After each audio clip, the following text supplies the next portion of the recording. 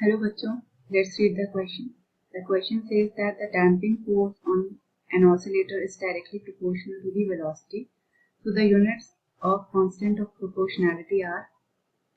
So हमें कहा गया है कि damping force जो है किसी एक oscillator पे अप्लाई किया गया है जो कि velocity के डायरेक्टली प्रोपोर्शनल है, तो हमें उसकी यूनिट्स बतानी है.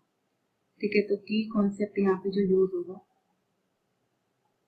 वो है, तो यहाँ आपको पता होना चाहिए कि फोर्स, डैम्पिंग फोर्स एक तरीके का फोर्स होता है. सबसे पहले तो फोर्स की क्या यूनिट है?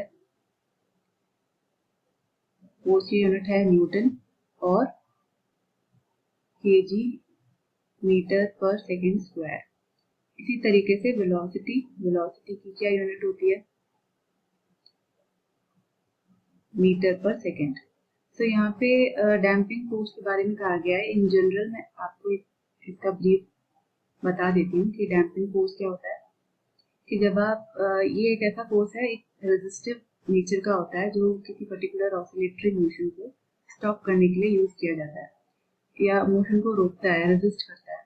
जैसे कि यहाँ पे अगर हम सिंपल पेंडुलम का एग्जांपल लें, तो सिंपल पेंडुलम कुछ टाइम के बाद अगर आप उसका बॉब एक पर्टिकुलर पोजीशन से छोड़ते हो तो वो ऑसिलेट करेगा और कुछ टाइम के बाद वो टूट जाएगा. तो यहाँ एयर एक रेजिस्टिव मीडियम है, एक एयर की वजह से एक रेजिस्टेंस फील हुआ तो ये डैम्पिंग फोर्स पे अप्लाई होती है.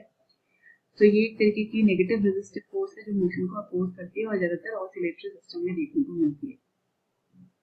ठीक है, तो क्वेश्चन में हमें डायरेक्टली ये कहा गया है कि ये जो फोर्स है ये डायरेक्टली प्रोपोर्शनल है वेलोसिटी के. तो प्रोपोर्शनैलिटी कांस्टेंट का हमें डायमेंशन बताना है, यूनिट्स बतानी है. सो लेट्स से अगर हम प्रोपोर्शनैलिटी कांस्टेंट को हटाते हैं तो F is equal to K into V हो जाएगा. तो F upon V is equal to K. यहाँ पे फोर्स की यूनिट क्या है? kg metre per second square divided by velocity is metre per second. So हमारा k की क्या यूनिट हो जाएगी? kg per second is equal to k. तो ये k की यूनिट हो जाएगी. So correct answer is option number C, kg per second. So I hope you understood it well. Best of luck.